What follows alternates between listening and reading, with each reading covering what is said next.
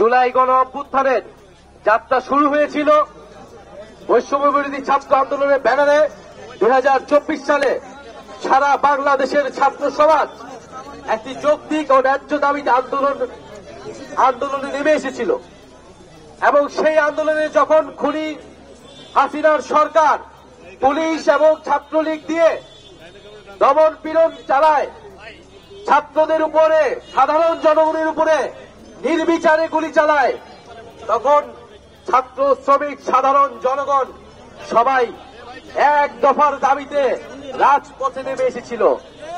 আমরা জানি গাইবান্ধার 6 জনেরও অধিক ব্যক্তি শহীদ হয়েছেন এই গণ অভ্যুত্থানে।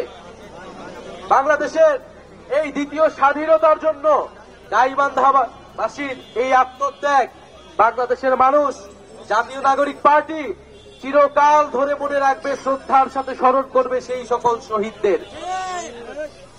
আমরা বলতে চাই, এই যে গণ অভ্যুত্থানে হাজারো মানুষ শহীদ হয়েছে, হাজারো হাজারো মানুষ ছাত্ররা আহত হয়েছে একটা নতুন বাংলাদেশের জন্য, যেই বাংলাদেশে বৈষম্য থাকবে না, গণতন্ত্র থাকবে, যেই বাংলাদেশে আপনি কথা বলতে গেলে পুলিশ আপনার উপর আক্রমণ চালাবে না, আপনি মত প্রকাশ করতে গেলে আপনার উপর লাঠিচার্জ গুলি পুলিশ চালাবে না, আপনি কথা বলতে চাইলে, আপনি প্রতিবাদ করতে চাইলে প্রতিবাদ করবেন।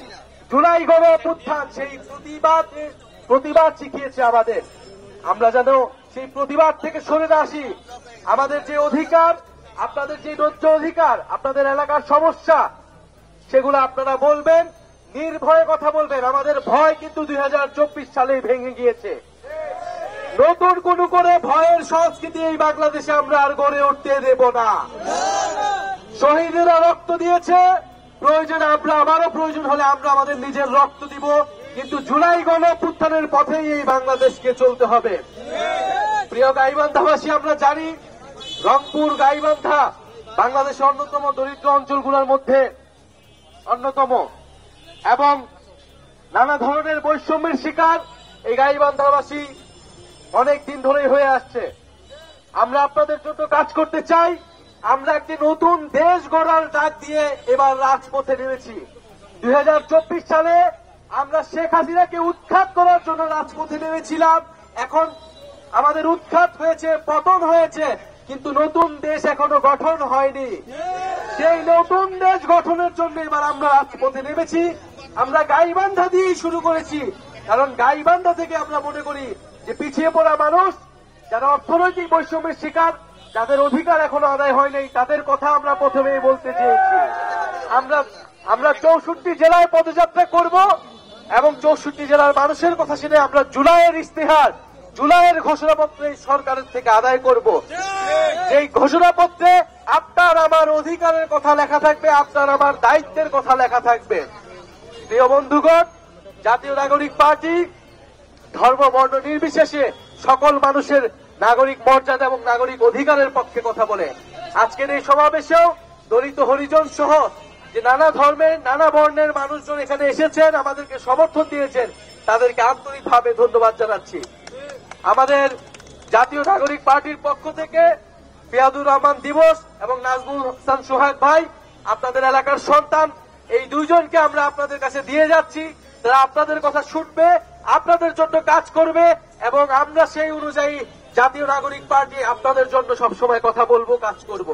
ইনকিলাব ইনকিলাব জিন্দাবাদ জিন্দাবাদ ইনশাআল্লাহ আপনারা যদি আবার যে ঐক্য আমাদের গণ অভ্যুত্থানে তৈরি হয়েছে, আপনারা আমরা যদি একসাথে থাকতে পারি, আপনার আমার ভিতর যদি সেই আস্থার সম্পর্ক থাকতে পারে, ইনশাআল্লাহ আপনারা যে জন্য রাজপথে নেমেছিলেন, আমরা যে জন্য রাজপথে নেমেছিলাম, সেই স্বপ্ন আমাদেরকে এখনো তাড়া করে।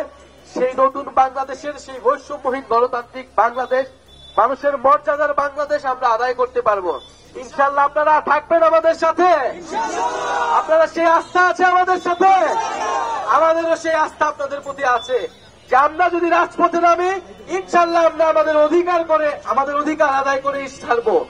সর্বশেষ বলবো যে জুলাই গণ অভ্যুত্থানে যারা গুলি চালিয়েছিল, যারা হামলা করেছিল, সেই ফ্যাসিস্ট সন্ত্রাসীরা এখনো বিভিন্ন জায়গায় ষড়যন্ত্র করে বেড়াচ্ছে। দেশের বাইরে ভারতে থেকে ষড়যন্ত্র করে বেড়াচ্ছে দেশের বিরুদ্ধে।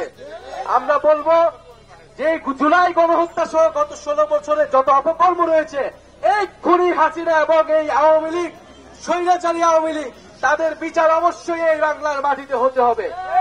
তাদের বিচার অবশ্যই আমরা নিশ্চিত করব এবং নতুন বাংলাদেশের জন্য যে সংস্কার, রাষ্ট্রের মৌলিক সংস্কারের মধ্য দিয়ে নির্বাচনে যেতে হবে।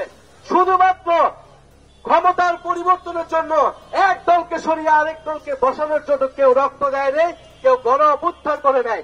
এই নতুন বাংলাদেশে আমরা চাঁদাবাজি, দুর্নীতি, লুটপাট, দখলদারিত্বের আর কোন সুযোগ দিব না।